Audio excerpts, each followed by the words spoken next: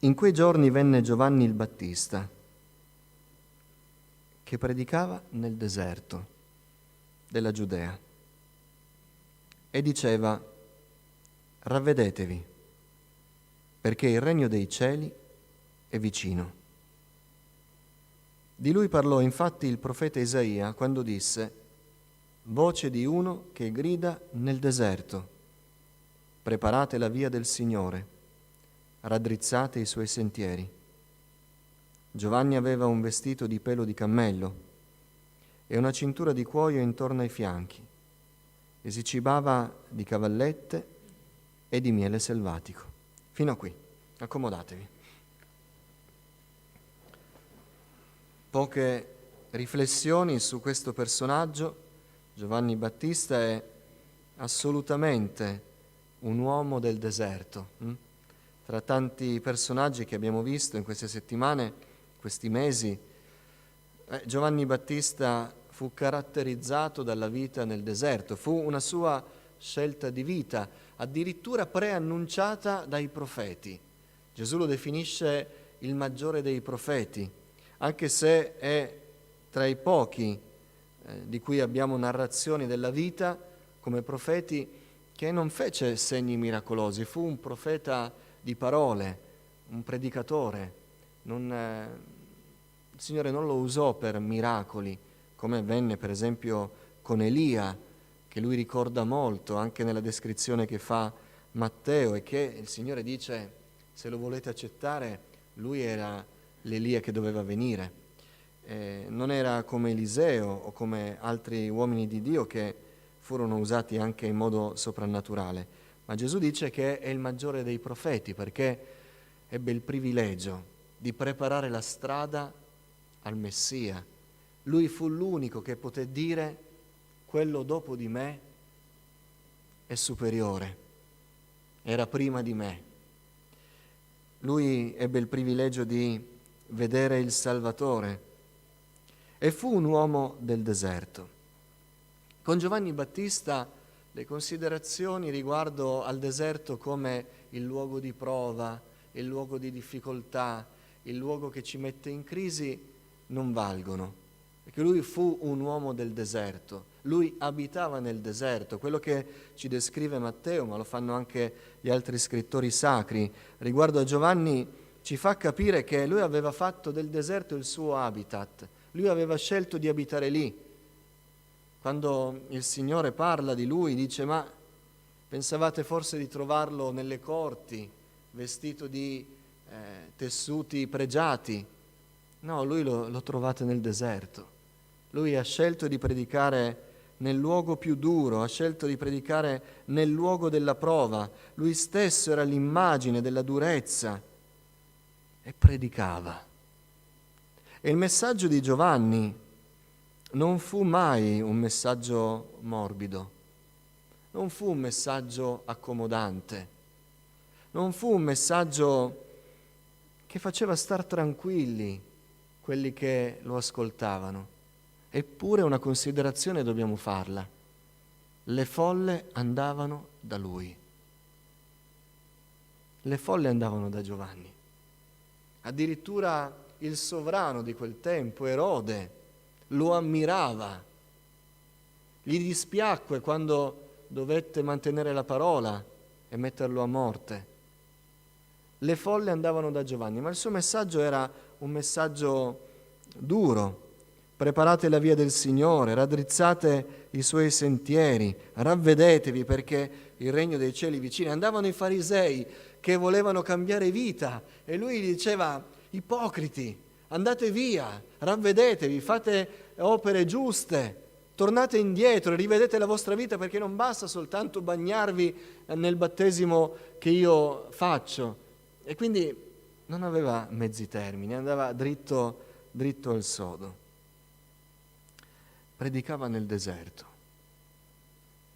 predicava in un luogo duro, predicava in un luogo che sicuramente non è un luogo da scegliere. Questa è una cosa che abbiamo detto sempre: il deserto non è mai il luogo da scegliere.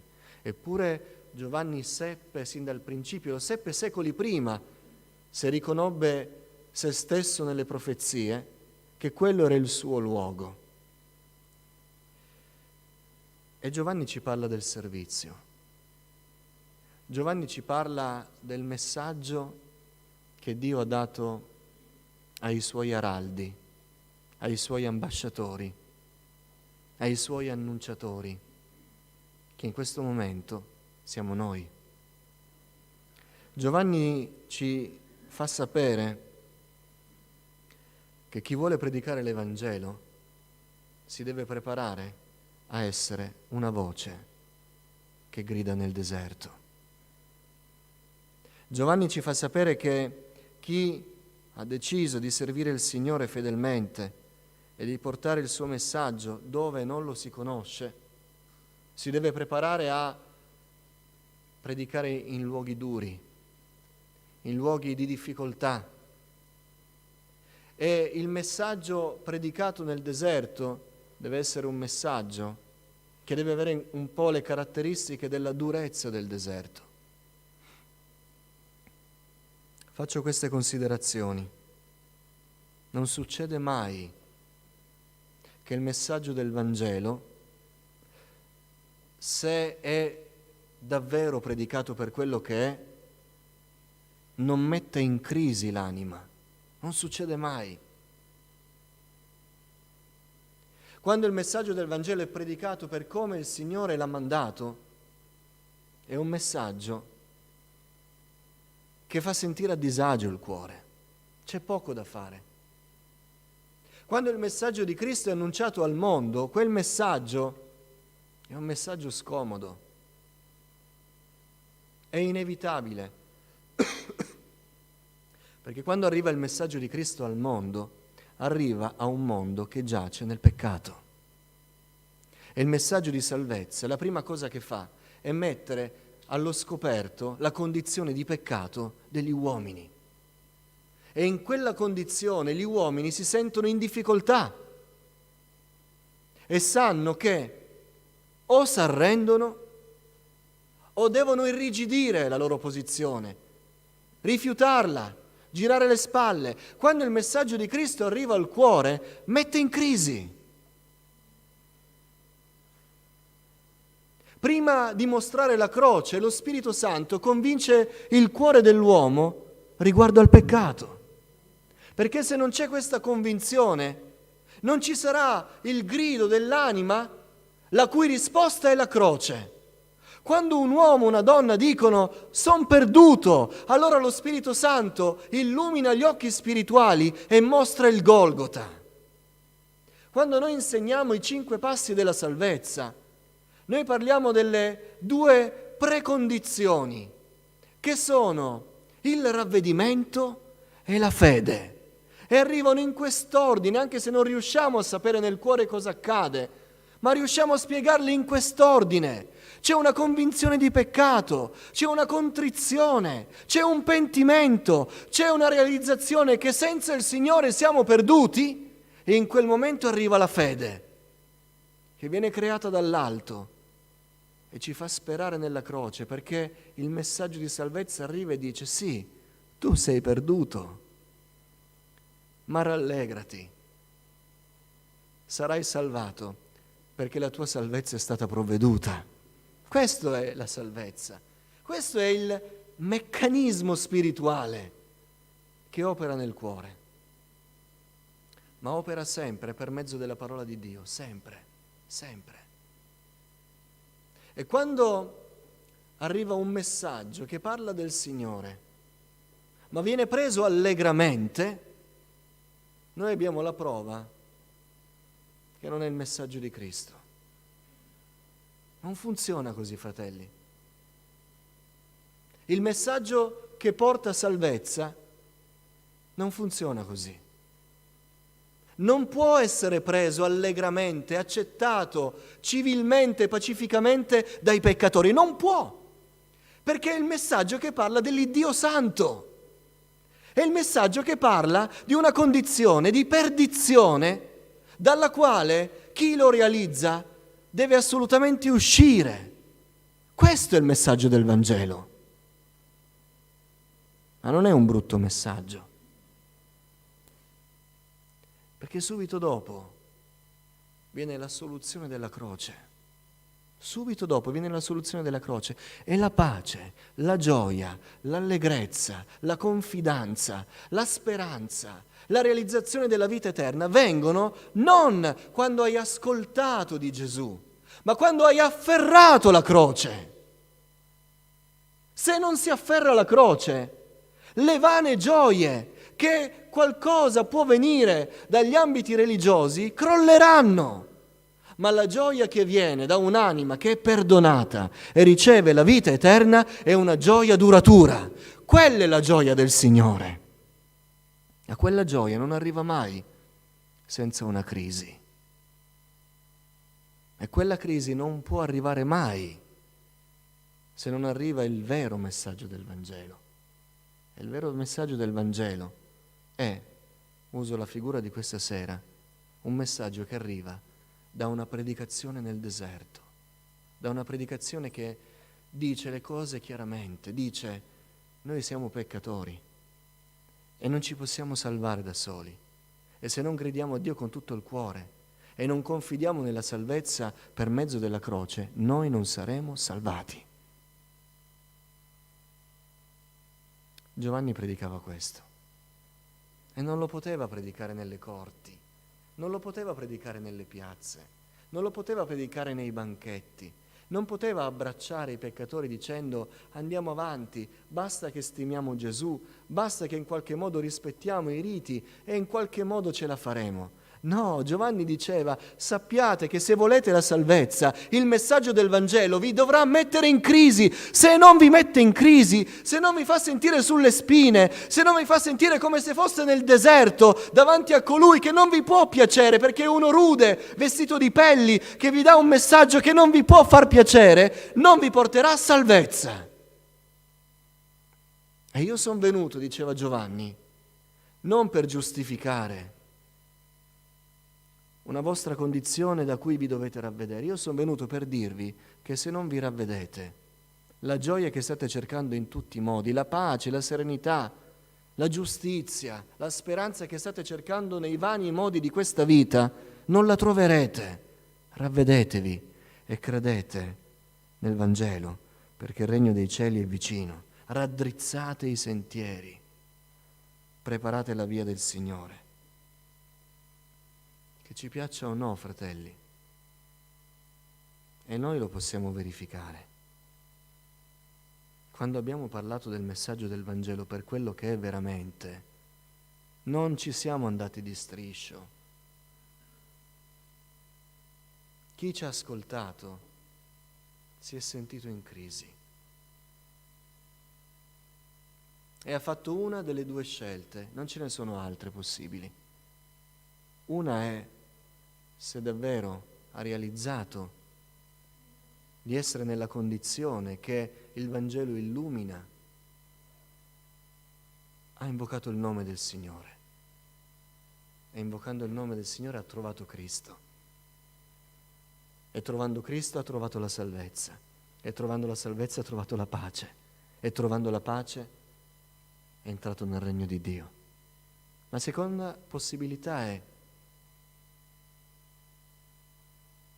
ma tu parli duro, tu sei rozzo, tu sei grezzo, tu sei un uomo del deserto, tu non cerchi di venirmi incontro, tu non cerchi di portarmi un messaggio che io possa ascoltare, tu non cerchi di accomodarmi in modo tale che io possa piano piano raggiungerti, tu sei un Giovanni Battista. Questo messaggio che dici è un messaggio troppo radicale.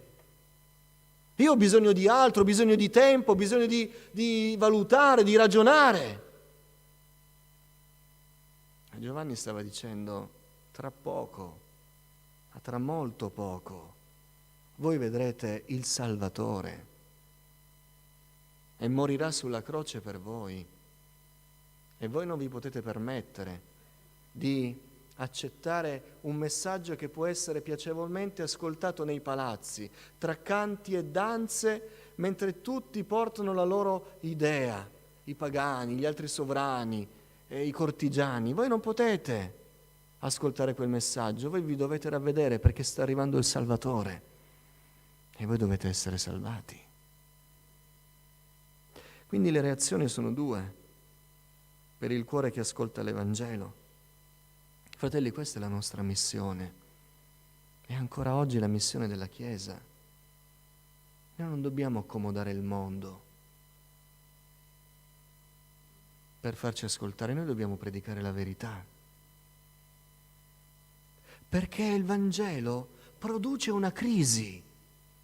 Che lo vogliamo o no, il Vangelo deve produrre una crisi, perché se non avviene questa crisi non ci sarà salvezza.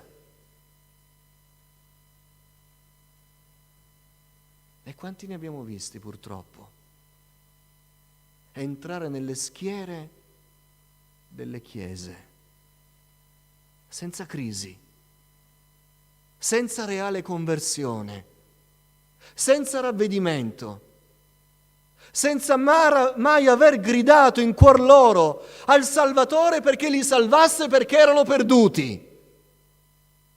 Quanti ne abbiamo visti? Che hanno pensato di poter accettare un messaggio che poteva essere predicato nei palazzi. E allora si sono aggregati. Ce l'hanno fatta per un po', ma è arrivato un punto in cui forse qualche volta hanno ascoltato il messaggio del Vangelo, li ha messi in crisi, li ha fatti sentire scomodi, questo parlare è duro. E allora, davanti alla crisi, quando l'anima sapeva di essere davanti allo Spirito Santo, che indicava chiaramente qual era la vera salvezza e qual era il passo da fare, la scelta era una tra le due. Il Vangelo porta crisi, ma è una crisi salutare. E noi siamo chiamati a predicare il Vangelo. Deve essere di incoraggiamento questo. Ce lo stiamo dicendo, siamo tra di noi questa sera. Fratelli, sappiate che predicare il Vangelo è come predicare nel deserto. Nessuno pensi che se parla di Gesù le persone lo abbracceranno. Vieni, stai con noi, ci parli di Gesù, ci hai detto che siamo dei peccatori, che senza la salvezza, se non ci arrendiamo, se non lasciamo il vecchio uomo, se non invochiamo il nome del Signore, non saremo salvati. Vieni, lo accettiamo, noi continuiamo a fare la nostra vita, ma tu sei dei nostri. Non avverrà mai così, non avverrà mai così. Se ci dicono tu sei dei nostri, è perché noi non abbiamo annunciato il Vangelo che mette in crisi. Però Giovanni aveva le folle davanti. Le folle andavano a Giovanni. Sapete perché il cristianesimo è esploso nell'impero romano? L'impero romano accettava tutte le religioni. Era una scelta politica. L'impero romano aveva capito che sull'aspetto religioso le persone erano capaci di fare anche atti di grande fanatismo. E quindi c'erano tutte le religioni, da quelle più orientali a quelle più occidentali e tribali africane, a quelle spiritistiche del nord Europa, c'erano tutte. Ma nessuna religione arrivava mai al cuore. Tutte chiedevano rituali, sacrifici. E poi è arrivato il Vangelo di Cristo. E le persone hanno iniziato a convertirsi. Sapete perché? Perché solo il Dio ebraico, che Cristo ci ha fatto conoscere nella pienezza, parlava di un cambiamento del cuore. E quei pagani, che erano uguali a noi, sapevano nel cuore che erano sporchi, che c'era un Dio che avrebbe chiesto conto, che non c'era possibilità di redimersi, che ogni uomo era peccatore e non riusciva a migliorare in nessun modo. Quegli uomini di quel tempo avevano le stesse crisi spirituali, le domande spirituali che abbiamo noi oggi. E arrivò il Vangelo. E arrivò una religione orientale, del Medio Oriente, strana, che diceva: ti devi ravvedere. Non puoi continuare a vivere andando a fare un sacrificio nel Tempio e poi continuando con le tue infedeltà, le tue immoralità. Ti devi ravvedere, devi cambiare il tuo cuore. Era un messaggio che nessuno, in nessuna religione pagana predicava. Ma non era un messaggio comodo. Era un messaggio di cambiamento. Era un messaggio che metteva in crisi, era un messaggio che diceva alle persone: quello che fai non va bene e non sarà accettato da Dio con i tuoi atti materiali. Devi gridare al Signore. Ma era un messaggio di straordinaria speranza, perché dopo essersi realizzati nel fatto che non c'è speranza per noi con le nostre forze, veniva proposta la croce, e la croce era pienamente sufficiente per salvare. E il cristianesimo è esploso, e gli imperi hanno provato a soffocarlo, e anime si sono convertite, e non c'era distinzione di classe. Gli schiavi, gli agricoltori, quelli che lavoravano nei mercati e anche nelle corti dei sovrani, non c'era nessuno che non avesse il rimorso nel cuore, il desiderio di un rinnovamento spirituale, di un cambiamento di vita, e solo il Vangelo lo proponeva. E Cristo ha varcato ogni confine, portando salvezza. Giovanni Battista predicava questo messaggio, ma non fu lasciato solo.